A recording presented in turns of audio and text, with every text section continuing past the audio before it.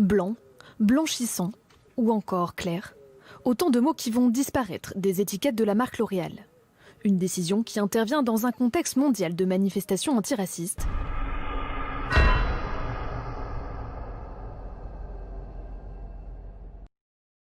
Si je peux me permettre l'expression, il y a beaucoup d'hypocrisie au niveau de l'expression du terme blanc.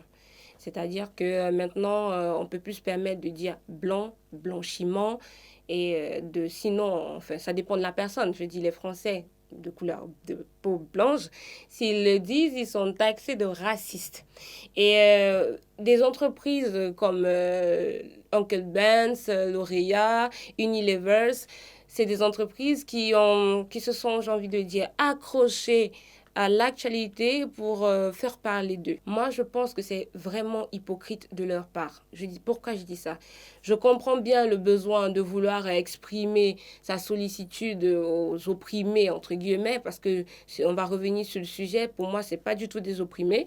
Donc, je comprends bien votre sollicitude à vouloir faire les choses bien, sincèrement, mais je pense qu'il faut être honnête. On va pas tout rebaptiser du jour au lendemain parce qu'il y a une minorité de personnes qui estiment que blanc choquerait leur sensibilité. Il ne manquerait plus que ça. Là, du coup, j'ai envie de dire qu'en France, la liberté, égalité et fraternité n'existe plus parce que c'est la dictature d'une minorité sur une majorité et en plus une minorité qui ne veut pas s'intégrer. Quand je parle de dictature des minorités, c'est parce que quand on regarde les médias actuellement, les médias ne parlent que de ces minorités-là et de leurs revendications. Les médias ne prêtent pas attention, pour mieux dire, certains médias ne prêtent pas attention aux états d'âme des autres Français, de ceux qui ne se sentent pas concernés.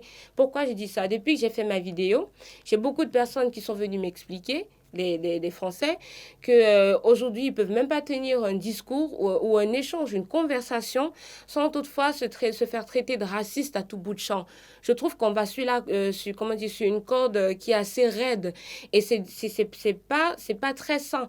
Parce que du coup, on a des personnes qui ont peur de s'exprimer dans leur pays. Pourtant, le pays est dit démocratique.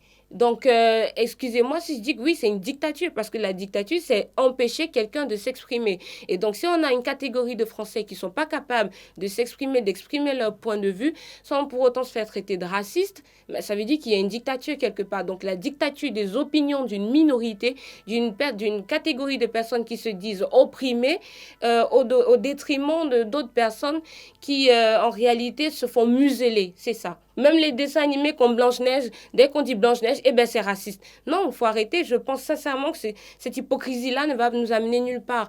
Et en plus, pour vraiment m'attarder sur le sujet, je trouve que L'Oréal a vraiment poussé encore plus le bouchon trop loin.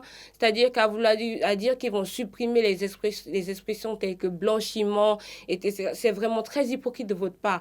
Quand j'ai regardé le conseil d'administrateurs de L'Oréal, c'est des personnes essentiellement de couleur blanche. Personne ne vous a fait la remarque en vous disant que oui, vous êtes tous blancs. Si la compétence ne compte plus, eh bien, figurez-vous qu'actuellement, je ne travaille pas, donc embauchez-moi, ne serait-ce que pour ma couleur de peau, et on verra bien, vous ferez au moins de la diversité dans votre conseil d'administrateur.